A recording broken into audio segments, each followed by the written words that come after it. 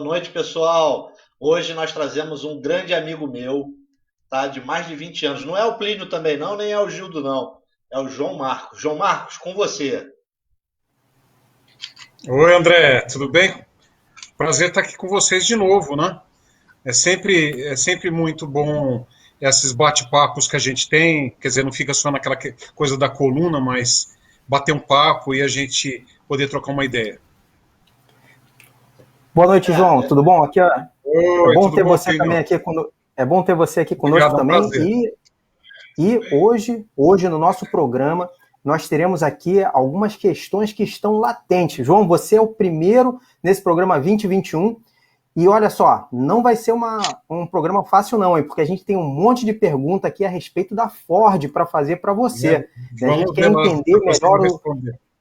e a gente quer entender melhor o que aconteceu aí. Poxa, a gente iniciou esse ano sendo assolado com essa notícia da saída da Ford do Brasil, né, que a Ford insiste em dizer que não está saindo, né, os carros continuam sendo vendidos, né, mas o É, fechamento das fábricas, né, e a gente tem um monte de fãs nossos aqui perguntando para a gente, solicitando informações, e aí a produção falou, não, está na hora de trazer o João aqui para a gente escutar de uma fonte, né, que a gente acredita de verdade o que está acontecendo e o que vai acontecer com essa é, questão, não é isso, André? é. é isso aí, exatamente. João, hoje eu Oi, tive na Bracon. Eu tive lá na Bracon. O Plínio até estava comigo. Nós tiramos foto do Mustang que estava lá, um Mustang bonito, preto pra caramba, bonito demais. E o que eu notei é o seguinte: em frente tem uma concessionária Chevrolet, a concessionária Chevrolet cheia de gente e a concessionária da Ford vazia. A concessionária da Chevrolet vendeu para um fã do canal Soler só 11 Onix. E a Ford, que havia começado no ano passado vendendo Mustang, Ranger, etc e tal, está vazia a concessionária. Isso me chocou. é, eu queria chamar a atenção antes da gente começar, dizendo que faz um ano e meio, né, que eu saí da Ford. Quer dizer, eu não respondo tudo que eu falar e responder aqui, eu não estou falando e nem respondendo em nome da Ford, mas dentro de tudo que eu vi em quase 20 anos de companhia. Né? E antes também, porque eu entrei na época do Auto Latina e a gente trabalhava junto no estúdio, trabalhava de história aí com a Ford praticamente 30 anos, né? Então, eu só queria essa pontuação. Uhum. Legal. João, para o pessoal que está nos assistindo pela primeira vez e ainda não conhece, né, o João Marcos, ele é um nome, né, é um nome muito conhecido no mundo, né, das montadoras. Né? João, você poderia fazer um breve resumo aí da sua passagem, como você iniciou? Eu sei que a gente já falou isso na nossa primeira live, mas eu acho que é importante para o pessoal que está vendo pela primeira vez contar um pouco aí do seu histórico, como você acabou caindo no mundo do automóvel? Eu sempre curti muito design automotivo, né? Era uma paixão infantil, de criança, né? Minha mãe tem desenhos lá meus com 3 anos de idade que eu estou fazendo carrinho, né? Então, eu comecei a fazer na engenharia automotiva, na FEI, porque eu achava que eu ia entrar na área de design, né? Mas era na porta do lado, ou seja, eu ia ser um cara bastante infeliz. Mas eu descobri design, fiz a FAAP, 4 anos. No último ano da FAAP, eu fui estagiário na GM, em São Caetano, no departamento de design da GM, quase fiquei lá, realmente não abriu vaga. De lá eu já saí contratado pela Honda, mas naquela época era Honda Motos, motocicletas, e eram 2 rodas a menos. Mas foi uma fase muito interessante, curti muito lidar com a cultura japonesa, né? Eu acho que cada empresa tem uma cultura diferente. E aí, da Honda, que eu fiquei 8 meses e fui para a Volkswagen. E aí era uma cultura alemã, uma coisa completamente diferente. E aí, nossa, estou falando muito e aí.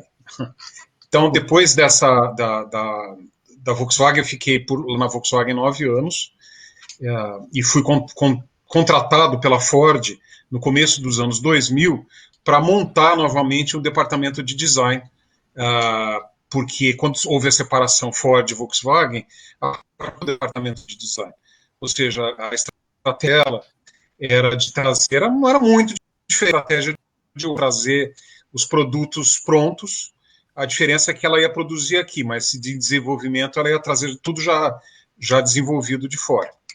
E aí eu fiquei de 2000 a 2019, junho de 2019, esses últimos 4 anos e meio eu fiquei nos Estados Unidos. Então, é uma experiência muito grande na minha vida, a indústria automotiva, quer dizer, praticamente a minha vida toda profissional na área. Então, realmente, eu conheço muita gente, conheço outros shift designers, conheço pessoas que estão no exterior, tive o prazer de trabalhar com muita gente que eu pude, de alguma forma, ajudar, que hoje é diretor nos Estados Unidos, ou trabalha na China também em cargo de liderança. Acho que foi uma coisa, foi muito gratificante essa troca de experiências, né? E é isso, quer dizer, eu tive uma passagem por 3 montadoras, eu só não passei pela Fiat, né? Das 4, teoricamente, grandes que haviam antigamente. Hoje a gente tem Renault, tem Hyundai, mas, digamos assim, na época que eu comecei, as 4 grandes eram Ford, Volkswagen, Fiat e GM. Né? Então, um pouquinho da cultura de cada uma, mesmo a GM e a Ford sendo americanas, cada uma tem uma cultura completamente diferente.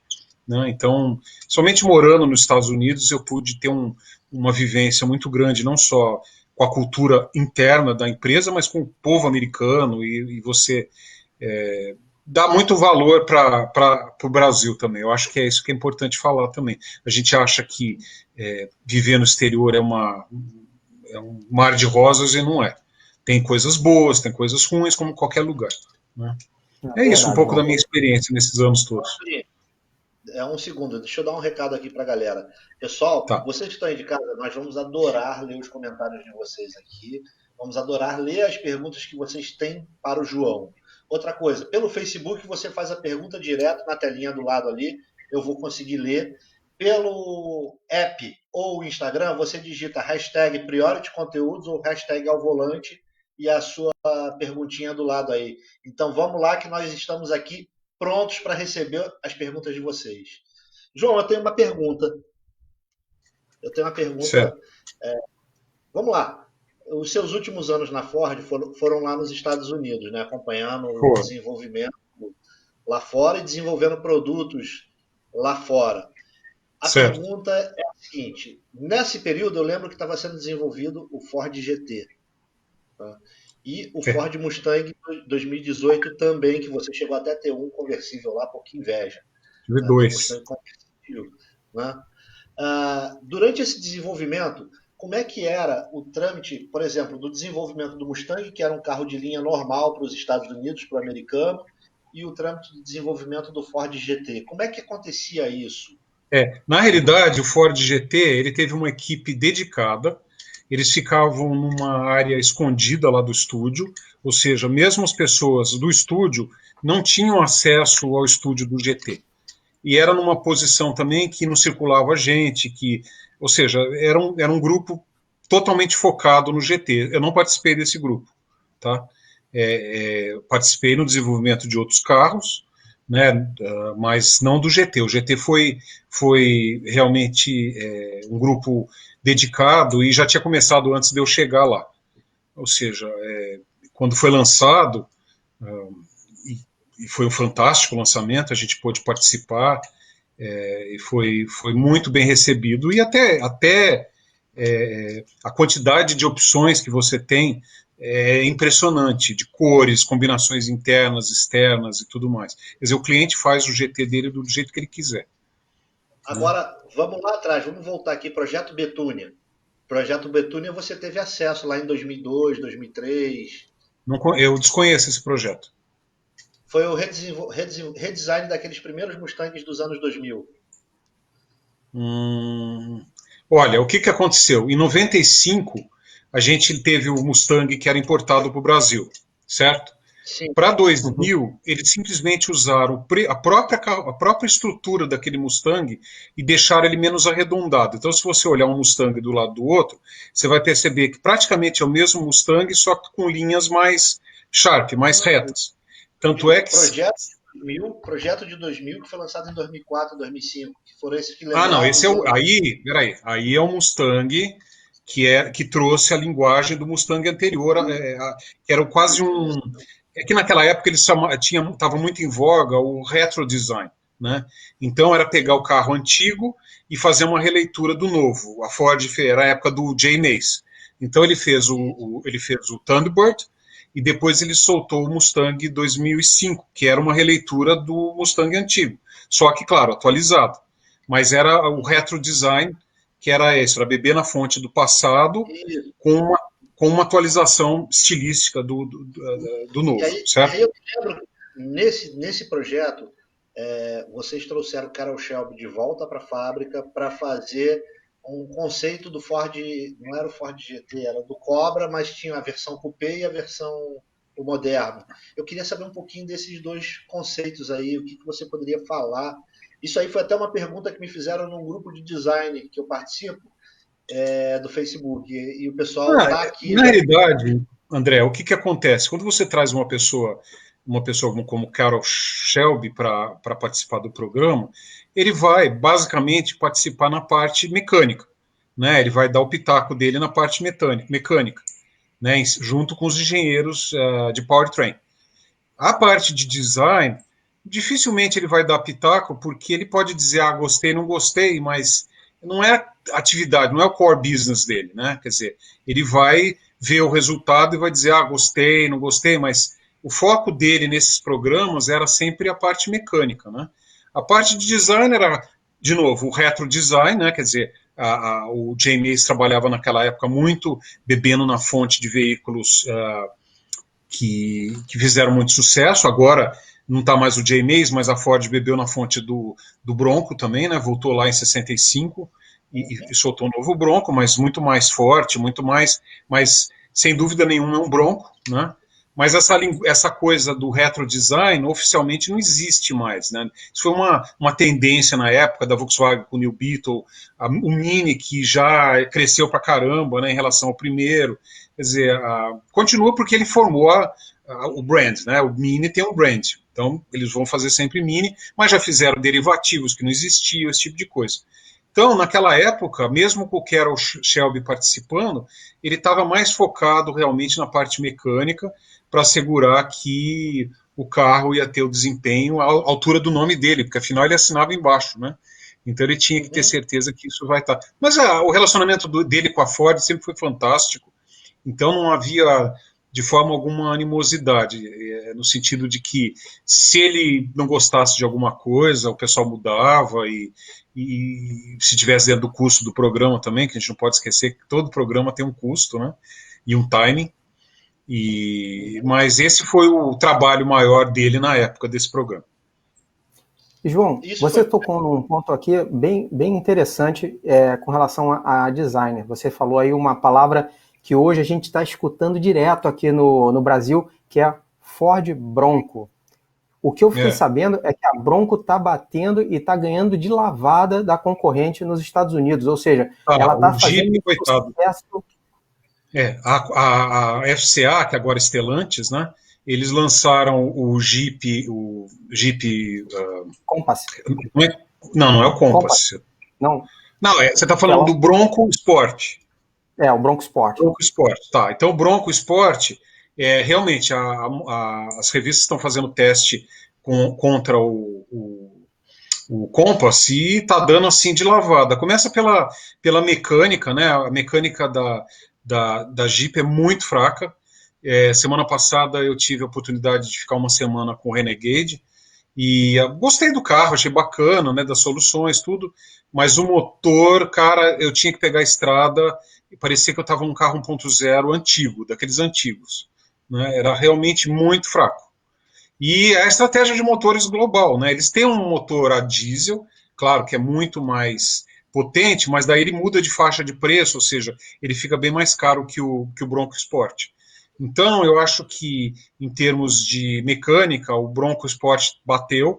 Em termos de capacidade também, ele bateu, porque o Bronco Sport ele tem uma reduzida que o Compass não tem, né? Ele conta com o próprio câmbio, né? Porque é automático, que ele conta com, no caso do Bronco Sport, não, ele tem uma reduzida mesmo.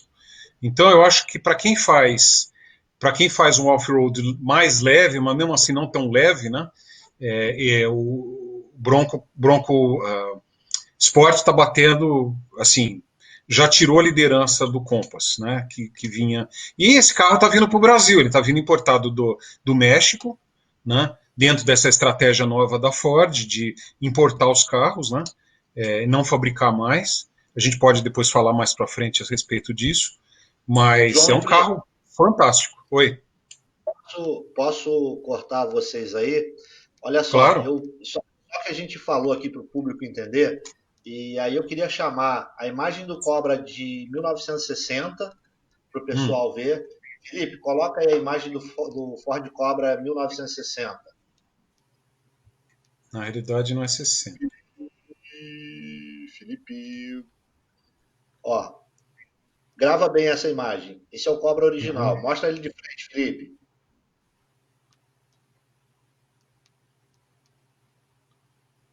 E Viram? Pegaram as ainda feito aqui no Brasil como réplica, né? viram as linhas e tudo mais. Felipe, solta a imagem do Cobra moderno. Esse carro, na realidade, essa releitura do Cobra moderno,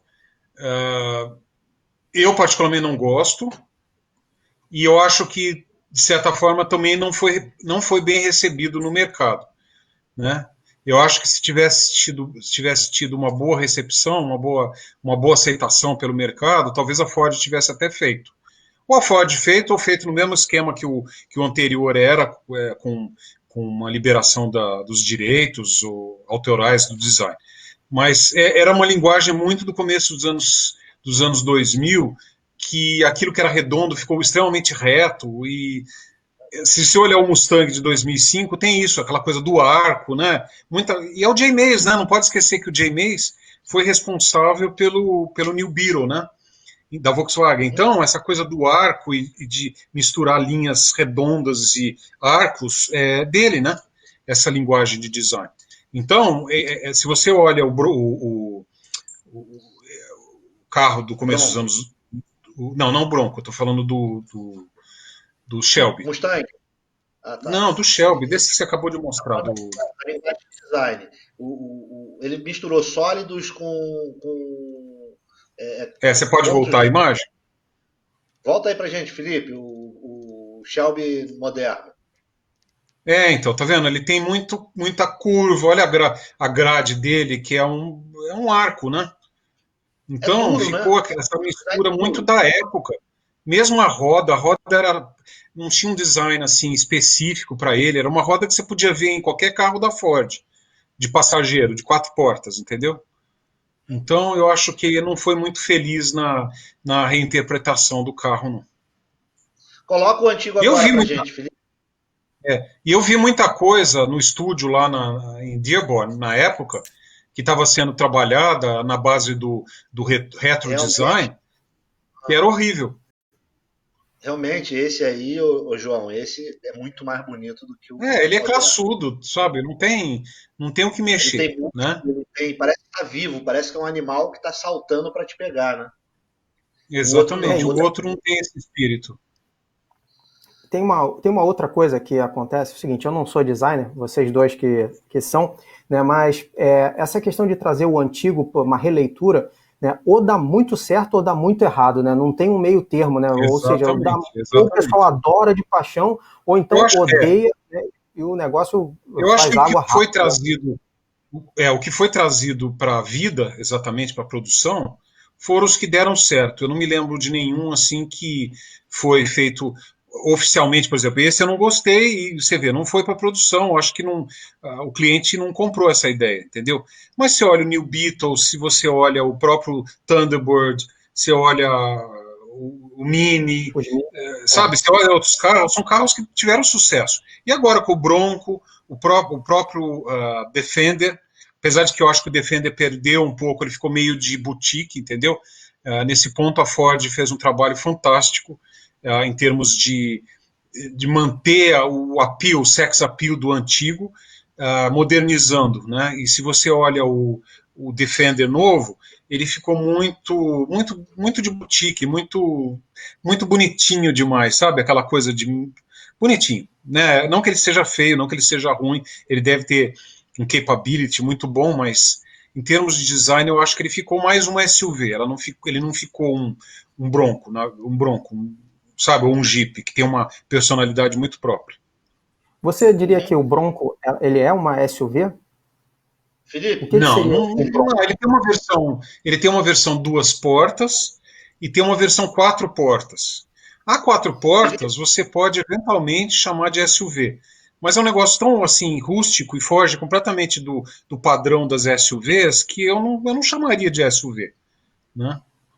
Entendi, ele está numa Ele tem uma categoria. personalidade muito própria. Oi? Do Bronco aí. Peraí, Felipe, solta a imagem do Bronco original, década de 60.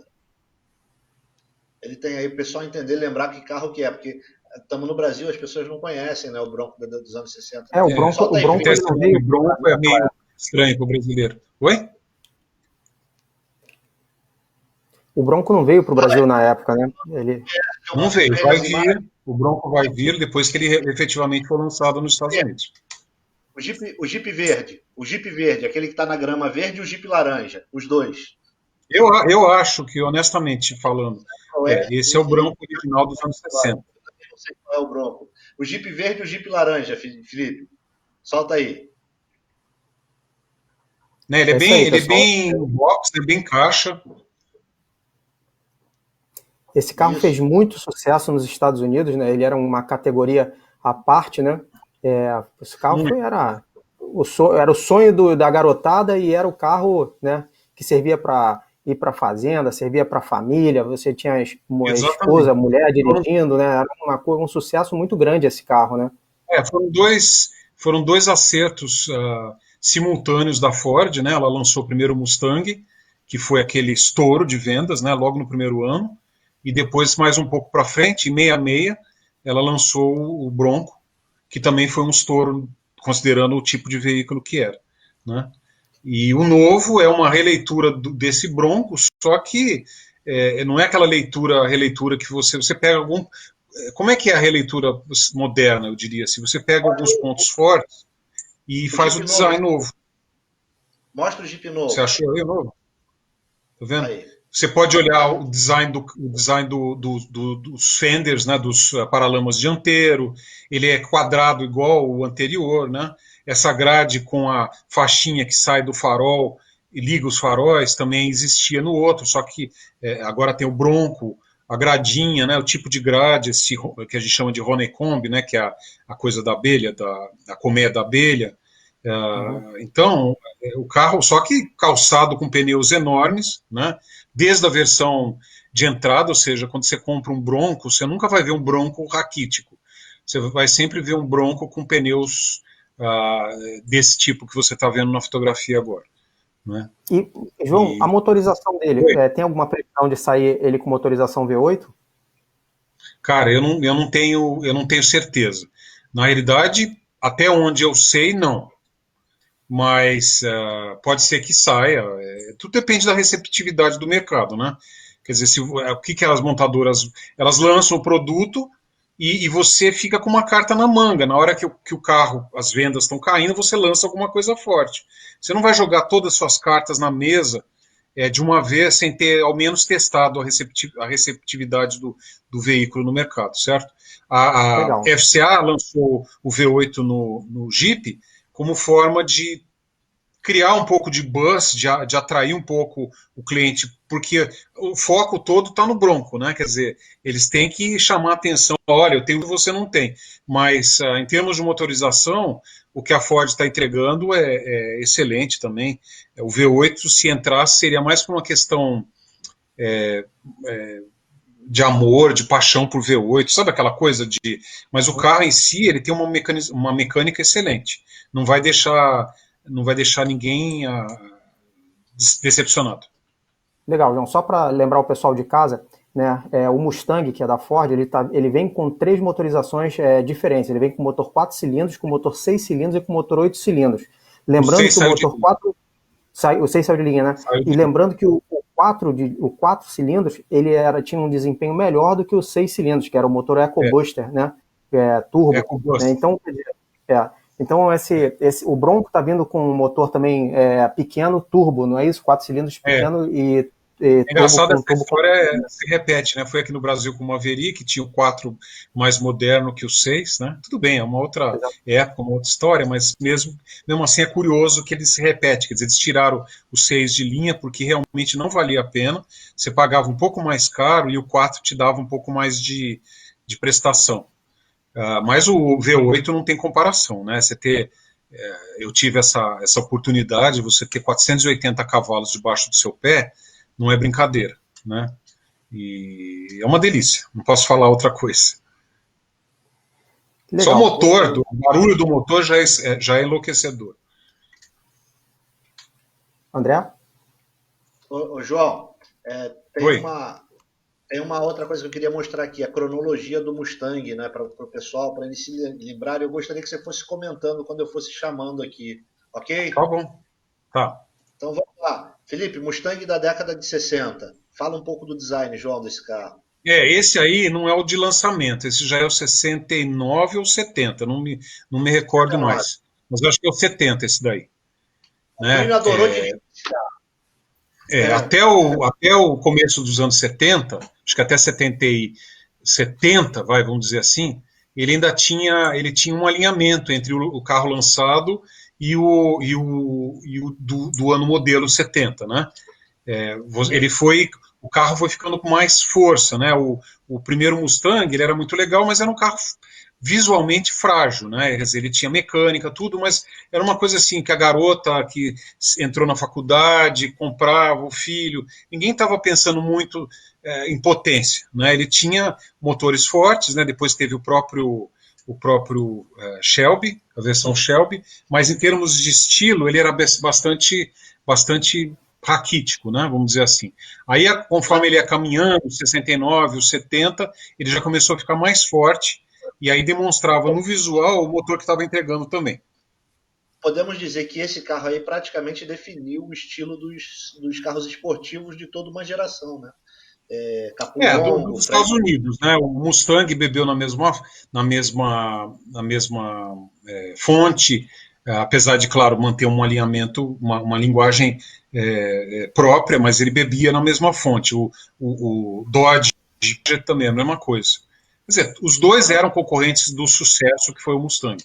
Então a Ford tinha que realmente fazer alguma coisa, ela foi, entre aspas, embrutecendo o Mustang, no sentido de deixar ele visualmente mais bruto, mais rápido, mais forte, né? E com o design do lançamento era só uma coisa de roda mesmo, mas ele era bem frágil visualmente, se você olhar o 64 e o 64,5.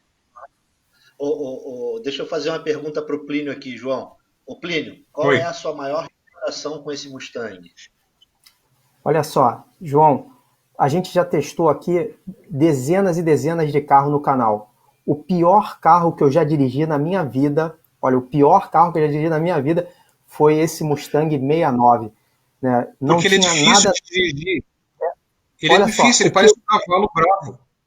Exatamente, ele parecia... A coisa mais próxima que eu já dirigi foi um caminhão C10, né, da década de 70. Foi a coisa mais parecida, porque esse carro ele era pesado, indomável, né? E ele era assustador, porque você sentia o seguinte, você não estava controlando o carro estava controlando você. Ele ia para onde ele queria, entendeu? Né? O pessoal que tiver curiosidade de assistir esse filme, tá lá no canal, né, Canal Soler, tem lá o filme do Mustang 69. Ele tem uma dinâmica completamente diferente do handling de hoje em dia, né? Quer dizer, a forma de dirigir e tudo mais.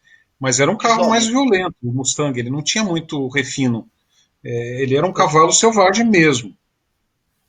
Visualmente ele é lindo. Não, ele é lindo. Assim, quando o André apareceu com o Mustang 69 vermelho, GT, V8, né? Pô, era fastback ainda. Eu falei assim, nossa, que coisa linda, né? Pô, assim, eu fiquei, caramba, hoje o dia vai ser divertidíssimo. Quando eu entrei dentro do carro, que eu saí, tudo que eu queria era voltar para o estacionamento para devolver o carro para o dono. Eu falei, meu Deus, que carro horroroso, né, de andar aqui. Agora, a gente não sabe também o nível de conservação do carro. Ele pode estar bonito fisicamente, vamos dizer assim, mas espiritualmente ele pode estar com problemas, né? Então, quando eu falo espiritualmente, é algum ajuste mecânico e tudo. Mas, de qualquer forma, é um carro de 69, né? Eu tenho uma Caravan de 78 que praticamente é da década de 60 também, e não é um carro, ele é cansativo, principalmente se não tiver direção hidráulica, né? Aham. Então, mas é aquela história, a velha história de você ter parâmetros, né? Isso é o que tinha na época, as pessoas não tinham outro parâmetro, né? Se você comprasse um Fusca nos Estados Unidos e fizesse certas curvas com o Fusca, você ia sair de traseira, né? Então, Aham. era o que as pessoas tinham na época, elas não tinham parâmetros. Hoje a gente tem parâmetro do que é bom e do que é ruim, né? João, eu me lembro do Plínio, quando a gente entrou no carro, eu dei pé, o carro saiu tracionando com a traseira para tudo quanto é lado, assim, o Plínio olhou assim para mim, André, não corre com esse carro não, a gente vai morrer. É, Eu me não é, lembro do... para não carro correr. antigo tem dessas coisas. Mas solta a segunda versão aí, Felipe, do Mustang 88. Eu pulei aquela Mustang de 4 cilindros que nem gosta. Esse carro aí trouxe de volta o espírito selvagem, né, João? Ele trouxe ainda com uma linguagem mais reta, mas ele cresceu, né, em relação à geração dos anos 70, né? Porque aquela geração que você falou que ninguém gosta é uma geração que o motor encolheu, né? Era ridícula a potência do motor, né? Ridículo assim. Para hoje nem se fala. E na época, para um carro que teoricamente era esportivo, ele era ridículo, né? Que é aquele Aham. tinha nas Panteras, né? Aquele Uhum. branquinho com faixa azul, tudo. Então, O polêmico quando é que entrou essa. Oi? nem merece ser mencionado aquele carro como Mustang. Mas não tinha como você lançar, ele era a continuação da linha, entendeu? Você não E podia, ele dividia a plataforma com pinto. Então você imagina um carro que supostamente tem que ser esportivo, e muito esportivo, porque essa que a própria Ford criou, que eu falei que ela saiu do 64 e que era raquítico, ela foi criando aquela imagem do super forte, super bombado, né, do começo dos anos 70. Aí de repente ela cai num carro que dividia a plataforma com o pinto, né, que era bem curto, tinha um motor fraquíssimo. Olha, foi sorte o Mustang não ter saído de linha naquela época, porque é, a crise do petróleo afetou todo mundo, então o pessoal estava realmente procurando um carro com mais econômico. Era isso que eu ia falar, João. Tá. É uma época que a gente viveu que matou grandes carros, né? Porque a gente tem que lembrar que tinha fila nos postos de gasolina, né? Você não podia encher o tanque do carro, era limitada a quantidade de combustível. Então a gente tinha carro com 8.0, né? A gente tinha aqueles Buicks 8.0, 7 litros, 8 litros, é um negócio. acabou. Você comprava esses carros por US$ 50, que ninguém queria o carro, porque você não conseguia abastecer, então o carro não servia para nada. Hoje Né? você, Então, baseado no que você está falando, hoje você olha a estratégia da Ford, por mais que a gente odeie aquele design, foi uma estratégia certa, né? Ela durou enquanto durou a crise do petróleo. Se ele tivesse sido realmente um fracasso, que não foi, ele podia ser, não, digamos assim, ele não era a paixão das pessoas, mas ele vendeu. Tanto é que a Ford manteve em linha o Mustang, né? Ah, então, a GM fez o Camaro dela, que era aquele Camaro com a frente, que até o Silvio Santos tinha um. Eu gosto muito daquele Camaro, mas ela tinha motores pequenos também. E aí o que acontece? Você fazia um carro muito grande, com um motorzinho pequeno, o carro era pior ainda em desempenho, entendeu? Então, eu acho que no final das contas a estratégia da Ford na época foi a certa. Depois veio esse aí, já no começo dos anos 79, na realidade, ele foi lançado, né? E depois esse Mas, já é um freshening, já é um facelift do mas olha carro. só, esse Ah. 80, esse Mustang de 80, que até apareceu no filme Irmãos Gêmeos, né? Para mim ele o É. Arnold parece muito Schwarzenegger. gigante. Oi? Não parece? Para mim ele parece um Corcel 2 gigante. Então, não à toa eles eram primos, né? Quando o Corcel foi desenhado aqui, as pessoas iam para os Estados Unidos para entender a linguagem da Ford, né? Então, ele era reto, e isso era a linguagem da época, a gente não pode esquecer, né? Década de Então, 80. aquele Mustang bem caixotado, bem caixote mesmo, começo, final dos anos 70 e começo dos anos 80 era bem caixote, né? Felipe, volta aqui na imagem do Mustang 63 que eu pulei antes, para o João comentar aqui, que foi o lançamento. Esse aí, ó, carro de secretária. Não, esse não é É o esse já é o GT500. GT 500. É o A GT versão esportiva. 500, é uma versão mais bombada daquele Mustang. Você tem que pegar um menos bombado para o pessoal sentir que ele não tem nem Tá. pneu para. Você quer aquele quadradinho? Vou achar ele aqui. Sabe, ele não tinha nem pneu. Por exemplo, nesse aí, ele tinha os ganchos no capô, para caso o capô abrisse, sabe? Coisas que, é engraçado, o público aceitava. Imagina que hoje alguém vai aceitar que coloca um negócio desse e você diga que vai, caso o capô abrir. Ninguém vai comprar o carro. Mas naquela época isso mostrava potência, era aceitável, entendeu? Tô mandando pro Felipe lá, dá 2 minutinhos ele vai voltar para a primeira versão, a Tá. primeira. Eu só não peguei aquela de farol quadrado porque aquilo era um protótipo, tá? Não, aquele era um protótipo, acabou não saindo. Felipe, Bom, pode soltar se quiser o Mustang 69. 69 ou 64? 64, 60, o que eu te mandei de pneuzinho fino. Não, esse é o famigerado anos 70, esse né? Não, esse é o 70. O outro, acabei de te mandar é um preto. O que eu te mandei agora. Um pretão.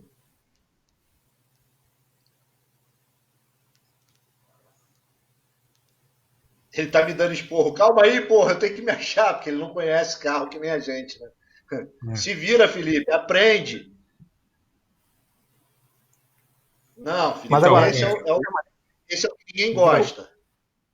de qualquer maneira, forma, aquele que foi mostrado é o dos anos 70, que a Ford usou até as Panteras, né? Ela colocava os carros as Panteras tinham Mustang, todas as três, né? Só a Farrah Fawcett que tinha aquele todo com faixa azul. Você vê, olha, o carro, ele era um esportivo familiar, tanto é que ele tinha rodas bem finas, ele tinha até banda branca, roda raiada, entendeu? Então, ele não era um carro que transmitia muita potência, mas era um carro simples, barato para o mercado americano e estourou. Mais de 600 mil carros vendidos logo no primeiro ano. Aí, quando chegou o 64,5, a Ford já deu um tapinha, já começou a deixar ele um pouco mais forte, né? Principalmente a versão Bota, Coupé. aham. Agora é o seguinte, o visual desse carro, olhando ele como design para a época, ele não é feio de todo, né? Se você olhar bem, ele é Não, ele agradável. segue a linguagem da época. Já era uma época que os para-brisas estão ficando mais retos, né? Você tinha um quebra-vento dentro do mais usual, né? Hoje os carros não têm quebra-vento, mas na época esse triângulo, né? Não tinha mais aquele vidro super curvo, nem em cima nem embaixo, né? E era um quadrado, né? Na época tem essa entrada de ar falsa atrás, que na realidade, o que era a ideia? A GM tinha uma versão esporte Nunca concorreu, mas a GM tinha uma versão esporte do Corvair, né, que era motor Uhum, atrás, e você vê, esse tipo de coisa jamais seria aceito hoje, uma entrada de ar falsa atrás. uhum. Mesmo porque Vamos lá, era claro que o motor era na frente, né? passou Mas essa. A bombada desse carro, que é aquele que o 63 bombado, para o pessoal ir se situando. Vai lá, Felipe. O 63. Não, esse é esse o é o 69. 69. 60, Então, aí 63. já é um pouco, é a versão GT, mas dá para perceber que o carro, eles já mudaram o paralama, você vê que a frente em si já está mais baixa, né, os faróis já estão mais baixos, ele criou eu não tenho como mostrar com o meu cursor, né, Não, não. o paralama ele já está muito mais musculoso, tanto o dianteiro quanto o traseiro. E aí ele cai bem na frente para dar uma cara de mal mesmo para o carro, né? Quer dizer, era o Mostra. trabalho, para-brisa, a porta, ainda era tudo do anterior. Mas você vê que ainda tem uma entrada de ar falsa atrás, no GT. Exato. Mostra, E claro, sem falar Felipe. dos pneus, né? Também bem mais largos. Aí Pneus entra o diagonais. 6970, Fala. que é aquele preto. Vamos E lá, sem, Felipe. obviamente, sem as banda branca, né, que não tinha nada a ver com o carro. E aí Entrou você vê ele bombadão mesmo, do 69, né, eles criaram esse fender, esse paralama traseiro com uma mega entrada de ar atrás. O carro perdeu os para-sóis, né, que era uma tendência da época também, os carros nos Estados Unidos estavam perdendo o parasol, Então o carro ficou mais limpo, apesar de ter ficado mais bombado, né? É lindo, João. Esse carro, pra mim, ele é Oi? lindo. Esse Não, carro, não, pra ele mim, é é lindo. maravilhoso. Você vê que a Até grade, observe nesse carro a grade, que ela meio que tem uma conexão com a grade inferior, e ela, se você Aham. olha o Mustang moderno, ela traz essa grade novamente, entendeu? Vamos Que é uma chegar lá. grade quase sextavada. Aí a Ford estava bebendo a água do sangue dos deuses e ela entra no Mustang que ninguém quer. Aquele 4 cilindros, aquele feinho, patinho feio, Felipe. É, o patinho feio, porque ela tinha um problema, crise dos combustíveis, né? Ela já estava com um Mustang meio que fora do ar, né? Quer dizer, o 73, quando teve a crise, ela estava vendendo um super musculoso, que mal tinha visibilidade traseira. E aí ela teve que Mas uma. soltar esse rápido, veio em 76 ou 74, agora eu não me lembro. Acho que 74. A crise já era uma coisa meio anunciada. Uhum. Mas é aquilo que eu falei, apesar das pessoas não gostarem, é um carro que vendeu bem. Olha, essa roda lembra bastante a do Corcel, né? O É a Corcel roda tinha do. uma roda parecida, só que com cinco Ouros. spokes, né? Com 5 braços.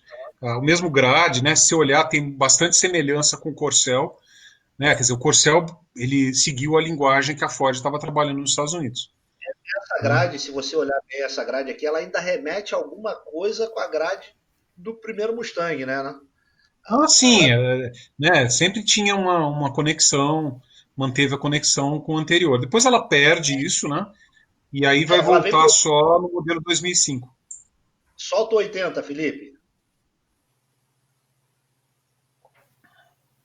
Não, Esse é esse é o 95. 95. Esse, O na pretão, realidade, é 2000. Esse daí é 2000. o pretão, Felipe. O pretão. O 88, tem escrito 88. Parece um É um corcel todo grande. ó, reto. É um todo reto. É. Esse. Você vê que a Aí ele grade entra. sumiu, você vê que a grade sumiu, ele está com a linguagem também da época. Né? A grade sumiu, você não tinha grade em cima, né? Os carros da Ford, principalmente os europeus, todos com esse tipo de linguagem, né? O Taurus estava com esse tipo de linguagem. Quer dizer, não esqueça que esse já é o freshening do reto, que foi lançado em 79. Tá? Sim. Então eles fizeram um A, a, freshening e deixaram o carro com a mesma linguagem do resto da Ford.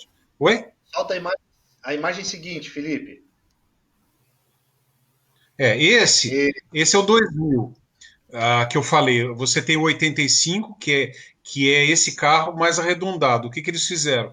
Eles pegaram o carro, toda a estrutura do carro, e, e deixaram ela mais sharp, tudo mais reto. Tanto é que você entrava no carro e você olhava a serigrafia do vidro traseiro, do lateral traseiro, você via a serigrafia do antigo.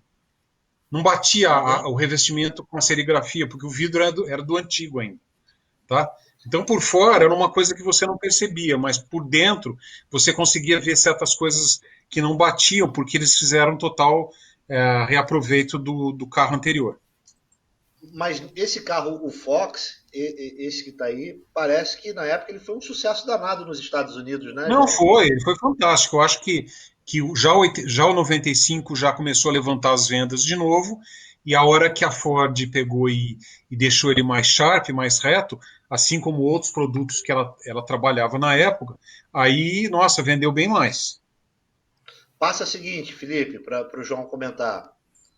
Aí Aí entra chega esse que é maravilhoso. 2005, chega 2005 é o retro design que eu falei, né? Essa vista não ajuda muito, mas a linguagem, o design desse carro bebe basicamente na linguagem do primeiro Mustang, né?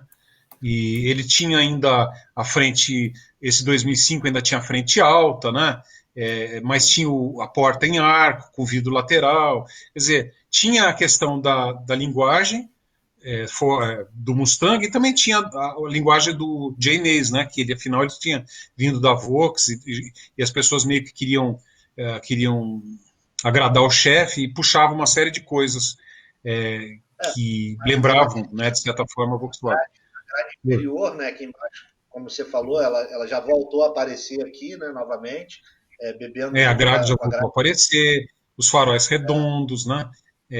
o próprio arco do para-brisa, quer dizer, não tinha mais a versão coupé, era só fastback, né? Ele tem esse trabalho na lateral que termina num detalhe subindo, mas não tem grade, entendeu? Não tem nada fake no carro, né? Mas emulava, né? Ele trazia a linguagem do anterior, do primeiro, para o Mustang de 2005. O legal é o seguinte, esse carro recebeu vários facelifts e teve uma vida longa, né, João? Ele A gente teve recebeu, na realidade, ele recebeu um facelift, teve versões, muitas versões.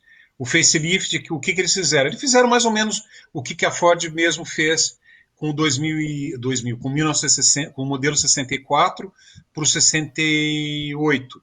Quer dizer, abaixou essa frente, né? Eu lembro que quando eu fui para a Universidade de Michigan fazer o aero do EcoSport, o Mustang com a frente baixa estava lá fazendo os testes e simplesmente eles mantiveram o resto do carro, fizeram uma alteração forte na traseira e a frente, eu não sei se você tem imagem, ela cai bastante e fica bem mais agressivo, né? Ele ganha como se fosse ele ganha o para-choque, depois tem sim uma última modificação, você está certo, André, que foi já no finalzinho de vida desse modelo, que ele ganha um para-choque protuberante, então a grade era uma continuação do capô. Né? Aqui, se você olhar, o capô está terminando na grade. E a última mexida que eles deram foi essa, que a grade terminava flush, ou terminava alinhada com o capô. Mas, João, eu tive a oportunidade de guiar todas as versões de Mustang, né? Essa de 2004, eu guiei uma versão 2008. Eu guiei uma de 6 cilindros, não uma V8. Que ano? Peraí. 2008. Qual ano? O Mustang. Qual ano eu você guiei está falando? 2008. Que é esse mesmo que você viu agora, só que modelo 2008. Exatamente desse aí, 2008, com motor de 6 cilindros. Uma coisa que eu gostei no interior dele, me remeteu direto a um carro dos anos 70, tá? Mas ele trabalha com muito plástico barato, plástico duro, coisa que você não espera num veículo como o Mustang, né? Eu esperava um Mustang Você uma não coisa mais... espera. André, a gente não espera porque a gente tem uma visão de consumidor brasileiro onde o Mustang custa 300 e tantos mil reais. Mas o Mustang, principalmente na época que foi lançado em 2005, se não me engano, o de entrada, tudo bem, tem inflação, né, você tem que fazer o cálculo, mas o de entrada custava 17 mil dólares, entendeu? Bem básico. Então, ele não é um esportivo de luxo, né? Ele é um esportivo que você vai desde o básico, 4 cilindros, com poucos opcionais, o carro já é bem completo, até um GT 500, Não, entendeu? mas Então, aí, o que eu adorei nesse carro? Eu adorei justamente por ele ser um carro... Aí, vamos lá, vamos falar consumidor americano. Ele é um carro barato, é um esportivo acessível, que o povo trabalha, qualquer um que trabalha ganhando, sei lá, 5, 6 mil dólares por mês, o cara vai conseguir comprar um carro desse se juntar o dinheiro de um ano dele de trabalho. E ele vai ter um motor, um carro esportivo que vai levar ele a 230, 240, vai ter a sensação de um carro esportivo. se ele achar uma estrada nos Estados Unidos que ele possa fazer isso. Sim. Na Alemanha, com certeza. Isso. Aí vamos passar. Aí entrou a versão 2018. Né? Felipe, solta a imagem Na realidade, é o 2015 que mudou, né? O All New Mustang. É o 2015, que foi justamente o ano que eu mudei para os Estados Unidos. Dinamicamente falando, é outro carro, tá? O 2005 era uma melhoria em relação aos outros, com certeza, mas dinamicamente falando, 2015 para frente é outro carro. Ele está muito mais alinhado com tudo que se espera de um carro esporte internacionalmente, né, vamos falando. E de design também, eu acho o design desse carro do 2015 fantástico. Eu acho que é um carro super bem desenhado. Ele tem as características. Pode botar a imagem? Esse já é o freshening, né? Mas basicamente é o mesmo carro. Você vê que a Ford sempre fez isso. Ela tinha o freshening, ela tinha o básico no 64, daí o que ela fez? Ela baixou a frente. No 2015, a frente também era mais alta, depois ela baixou a frente. Ela já usou essa estratégia em outros, né? 2015, depois 2000 2008, 2009, que ela baixou a frente. Então, esse carro, assim, ele remete muito ao antigo, ele tem elementos de design muito fortes, né, que remetem ao antigo, mas com toda a modernidade, todos os recursos de um carro moderno, né? É, E, por exemplo, somente se você andar no conversível, esse conversível do novo, ele não tem, com a capota aberta, né, principalmente, você não tem aquelas torções que você sentia no 2015, por exemplo. 2015 era um típico conversível, era uma caixa de sapato sem tampa, né, quer dizer, ele dava aquelas torções. Esse não, esse tem uma rigidez torcional muito boa. Então, foi um... Oi, um fala. segundo. Plínio, tá na hora da gente agradecer o homem aí, né? A gente só pôde dirigir um vermelho igualzinho a esse por causa do homem aí, né, Plínio? É verdade, é verdade. Inclusive, digo o seguinte, eu falei que o pior carro que eu já dirigi na minha vida, né, no programa foi o Mustang 69 e, em compensação, o melhor carro que eu já dirigi na minha vida no programa foi esse Mustang aí da foto, é o GT 2018, né, foi disparado o melhor carro que nós já dirigimos aqui no canal. Inclusive, eu diria o seguinte, inclusive colocando os super carros, Lamborghini, Ferrari, né, Corvettes, né? Esse carro ele supera na questão do conjunto total, né? Porque quando esse supercarro você tem Tanto é dificuldade que ele é de mais entrar. vendido que a Porsche na Europa, né? Você sabe disso. Exatamente. O carro é sensacional. Você lembra como é que foi essa história? Você estava lá nos Estados Lembra? Unidos trabalhando no centro de design, e aí o sujeito aqui começou a te perturbar, você lembra isso? Eu falei, porra, o carro da Ford está no meu vizinho aqui, que é modelo, e a gente que tem um canal de automóvel não pode andar? Você lembra disso? Ele tá falando com você, João. Comigo? Ficou... É, Ah, sim, lembra? claro. A gente mexe os pauzinhos, né? E consegue o carro para o canal dirigir, né? Eu acho que Foi é o que você falou, você gostou demais do carro, né? E o ele carro tem uma o carro aura também, eu acho que a Ford, mais do que tecnicamente, mais do que design, a Ford conseguiu criar uma aura, um nome muito forte que é o Mustang, né? E eu exatamente. acho que as pessoas têm esse tipo, já entram com essa expectativa dentro do carro, porque é um Mustang. Estou dirigindo um Ford Mustang, né? Por isso que eu ouvi muito essa discussão do Mustang elétrico, vai chamar Mustang, blá blá blá blá blá. Eu acho que é um pouco de purismo, né? O Mustang tradicional está aí vendendo e vendendo muito bem, né? Batendo os carros da concorrência. Cara, E eu acho que. Oi, fala. eu adoro esse carro. Agora eu vou mudar de assunto aqui, porque a gente já está quase chegando na nossa hora de final. Tem mais uns 15, 20 minutos no máximo de programa. Vamos lá. Tá. Agora tem um carro que o brasileiro adora, que todo mundo conhece, que é o Escort, né? No Brasil a gente não tem mais Escort, mas mostra o Escort moderno da China aí, Felipe. Solta o Escort. Felipe, Escort. O Escort chinês ele é um outro conceito, né? Vamos dizer, ele é um sedã. Você não vai ter um Escort Soltou? XR3 chinês. Não, não soltou. Peraí que eu vou mandar aqui para ele a mensagem falando: solta esse, porra! Ele não sabe, ele não sabe. Eu mandei um monte de foto para ele e ele não sabe qual é qual. Solta Tá. esse aí, Felipe, que eu te mandei agora aí. O chinês Quem tá vindo, provavelmente está com uma placa em chinês. quem tá vindo também da China é o Territory, né? Que tá vindo aqui para o Está Brasil. vindo da China e eu tive também a oportunidade de ficar uma semana com ele. Gostei muito, óbvio, né? Ele tem algumas coisas que não são muito Ford, né? Então você estranha um pouco no começo, mas em termos de dirigibilidade, de conforto, né? Tá vendo? Ele é um sedã, né? Esse já é o Esse é o freshening também, já é o facelift do carro, não é o primeiro. Mas é um sedã Bom, familiar, não tem nada a ver. Você não vai ver você não vai ver um carro desse como o XR3. mas você acha que isso daria certo no Brasil? Aí é a pergunta. Não, sedã, André, esquece sedã. Tirando a dobradinha Toyota Corolla e Honda Civic, olhe lá, Uhum. as pessoas não querem mais sedã, não querem mais sedã. Eu acredito que o que vai segurar, e ter segurado, obviamente, as pessoas a comprarem mais SUV é preço, né? Porque o preço é Uhum, mais salgado do que um sedã. Mas uhum. sedã médio para cima, esquece, o pessoal vai comprar. Se você coloca um sedã e um SUV com o mesmo preço, o mesmo valor, as pessoas vão para o SUV na hora. Eu Claro, acho que depois vocês estão reclamam errados. que o carro não tem o mesmo nível de estabilidade, o consumo é mais alto, é óbvio, né? Um carro maior, mais pesado, mais alto, né?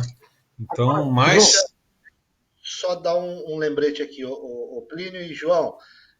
Não sei se vocês sabem, mas hoje é aniversário do nosso Gilmar, que está lá do outro lado, né?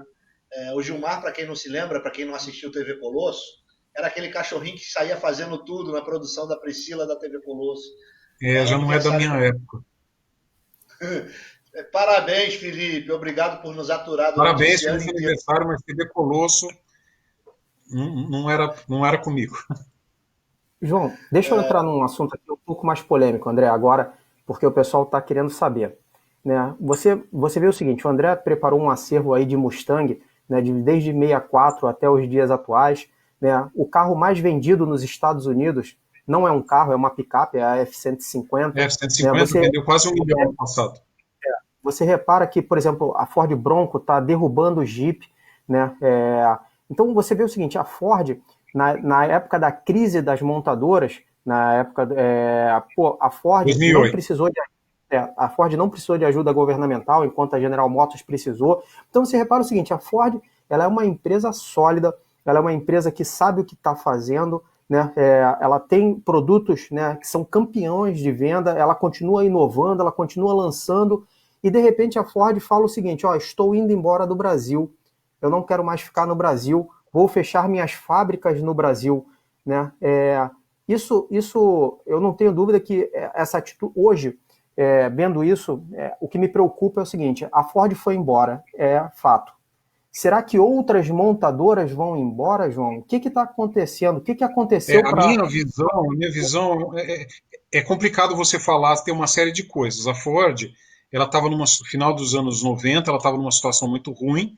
Aí surge a ideia do Amazon, né? Ela tinha perdido inclusive o departamento de design, a Ford alugava o estúdio nos Estados Unidos da Ford de lá, né? Porque apesar de ser a mesma empresa, você tem contas diferentes, né? E a ideia era lançar o projeto Amazon para ressuscitar a Ford, né? E dentro desse plano existia, obviamente, os incentivos fiscais, esse tipo de coisa. O problema é que, com os anos, a companhia foi vendo que, sem incentivo, ela não conseguia lucrar. Eu vejo muitos comentários das pessoas, porque as montadoras, a montadora virou a vilã, né, do preço alto. Não é bem por aí, entendeu? Eu acho que claro, começa que ninguém é ONG, né? As montadoras têm que ter lucro, né? O lucro gera novos desenvolvimentos, dinheiro para os acionistas e tudo mais, né? Então, a Ford viu que ela não conseguiria se livrar dos incentivos fiscais, né? Quer dizer, ela ia ficar vivendo à base de incentivo, à base de pílulas de incentivo, vamos dizer assim, para ela sobreviver. Então, a Ford hoje ela está preferindo investir onde dá lucro, efetivamente dá lucro, sem que ela tenha que pedir dinheiro para o governo, né, como um incentivo. Né? Quando eu falo pedir dinheiro, na realidade ela não está indo lá pedir dinheiro, mas ela está ganhando incentivos. Né? Mas esses incentivos, eles praticamente fazem com que a empresa tenha um mínimo suportável de lucro. Se você tira o incentivo, a empresa fica sem lucro, entendeu? Seja por uma questão tributária, né, que é muito alto, todo mundo sabe que mais de 50% dos tributos no Brasil impactam diretamente no preço dos carros, né? Então, se você tem um tributo mais decente, vamos dizer que saísse dos 50% para os 10%. Estou falando que as montadoras vão abaixar dos 50, sabe, pegar de uma mão, mas elas vão conseguir respirar, porque hoje ninguém consegue respirar, entendeu? A questão dos tributos. Então você falar assim, outras montadoras vão sair, a gente não sabe, né? Você vê que logo em seguida da Mercedes, você fala assim, poxa, a Mercedes investiu 2 vezes aqui no Brasil. Primeiro com o Classe A, no final dos anos 90, e depois com a linha que ela fazia o C-Class aqui, depois, né, ela investiu no Brasil 300 ou 350 milhões de dólares aqui. E para ela não valia mais a pena, porque mesmo ela trazendo a maior parte do carro em CKD, quer dizer, ela simplesmente montava aqui no Brasil, os impostos eram tão altos, e você sabe, é imposto sobre imposto, né? Então, tipo, a empresa compra o para-choque, né? Então ela já paga o imposto da onde está saindo, vamos dizer, lá de São Paulo. Aí chega no estado da Bahia, ela paga outro imposto em cima. E a fabricante do para-choque também já pagou imposto em cima do material, raw material, né, o material que ela usou para fazer o para-choque. Então é uma quantidade de impostos tão grande que chega nessa conta final de mais de 50% do valor dos carros é de impostos. Então a gente não pode prever que alguma outra montadora vai sair, mas assim como a Ford e a própria Mercedes, as empresas dão sinais, né? Apesar da Ford estava com o projeto pronto, né, dos carros, né, os 3 carros que ela estava fazendo lá em Camaçari, né, já tinha acho que 90% do ferramental pronto. Ela chegou uma hora que ela falou, não vou ficar mais vivendo a base de oxigênio aqui, entendeu? De coisas. Isso não vale a pena, entendeu? No final das contas, o lucro é mínimo, toda empresa ela estipula um valor mínimo de lucro, vai 5%, 6%, não é 30% igual as pessoas acham, né? Em geral é de 5%, 8% no máximo. Por que você vender carro pequeno não dá lucro? Só dá lucro quando você vende carro full loaded, né? Com todos os opcionais. Porque aí o preço você pode cobrar e você ganha um pouco. Mas carro pequeno, em geral, não está dando lucro mais. Entendeu? E é por isso que a própria Toyota tirou o Etios de linha essa semana. Entendeu? Então, a gente tem que ficar aberto aos sinais, né? Quer dizer, as montadoras vão abrindo os sinais né, e aí a empresa pode deixar.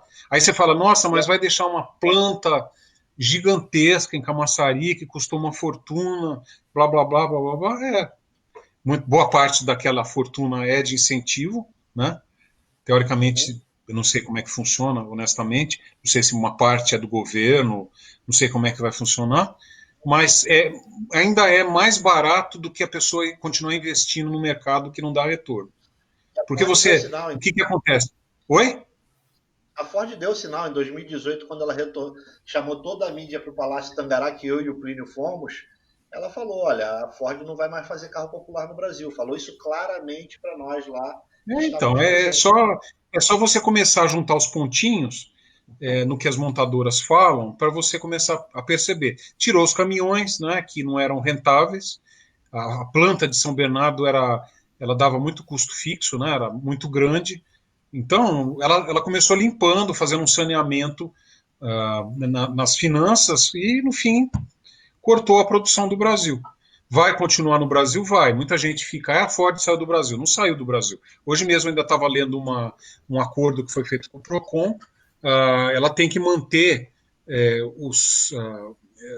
assistência aos carros mesmo até o fim da vida dos carros. Né? Uhum. E é o que vai acontecer na realidade, ela vai continuar importando carros, né? O volume dela vai diminuir bastante, óbvio, né? Porque você ter carros de volume não necessariamente dá lucro, ele dá market share, né? Lembra desse detalhe, né? A primeira, na realidade, um dos sinais foi quando a Ford parou de vender carro para locadora, porque quando você vende carro para locadora, você meio que vende a alma ao diabo, porque você tem que jogar o preço lá embaixo para poder vender a um preço que eles consideram justo, né? Aí é o volume, conclusão, você tem um carro de volume, mas você tem lucro zero e às vezes prejuízo naquele carro, né? E é prejuízo mesmo, porque contando os impostos, tudo quanto que você gastou para produzir o carro, a conta, a margem de lucro é negativa. Entendeu? Então, por isso que eu falo, as pessoas não podem simplesmente atacar as montadoras sem saber um mínimo do que está acontecendo, entendeu? dentro do mercado e do que está fazendo. Né? E mesmo essas uniões, né? Você vê a Stellantis agora, a FCA com a PSA, existe todo um movimento porque tem empresas que não estão bem, né? E no caso da Stellantis, não é a PSA que não estava bem. Né? A gente sabe bem disso.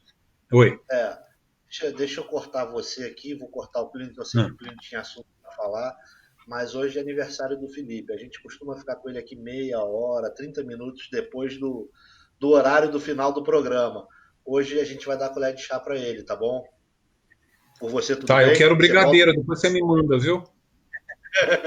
Agora eu queria agradecer, antes da gente encerrar aqui, eu queria agradecer a presença do Sérgio Melo de Andrade, que está sempre com a gente aqui. O Gildo volta semana que vem, Sergião. Eu queria agradecer a presença do Gabriel Ramos, também que está aqui com a gente, da Maria Heloísa Calenzo, da Bianca Calenzo, da Axa, infinidade. Enfim, tem um monte de gente que falou aqui e está aqui. Obrigado a vocês por estar aqui conosco. Se despeça aí, João e Plínio. Bom, pessoal, aqui é sempre muito bom, a gente pode falar e discutir, e esclarecer. Eu acho que daria conversa para outros bate-papos. Obrigado aí pela oportunidade.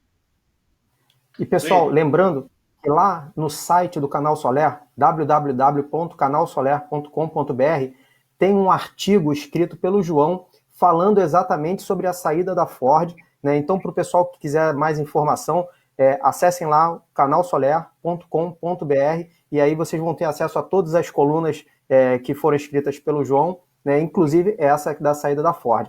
Agradeço aí a presença de todo mundo. Pessoal, muito obrigado e boa semana para todos. Felipe, obrigado, solta a imagem do site para ver aí para passar lá. A coluna do João chama Autodesign. Vai, pessoal. Ih, o Felipe esqueceu.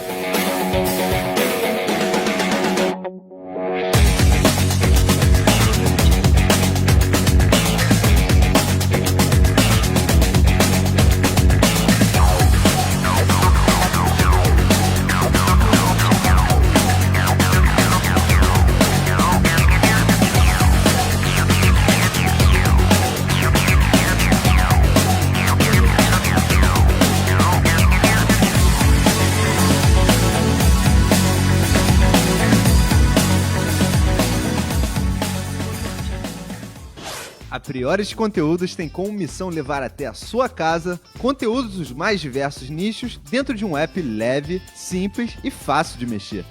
Vá até a loja de aplicativos, Google Play ou Apple Store. Digite Priores Conteúdos, selecione o app e aperte para baixar. Espere um instante e pronto! Ao abrir o aplicativo, uma lista de programas variados está disponível na palma da sua mão. Clipes, desenhos, humor, programas de futebol, kartismo, vôlei, Priority Conteúdos. Baixe o app e se divirta.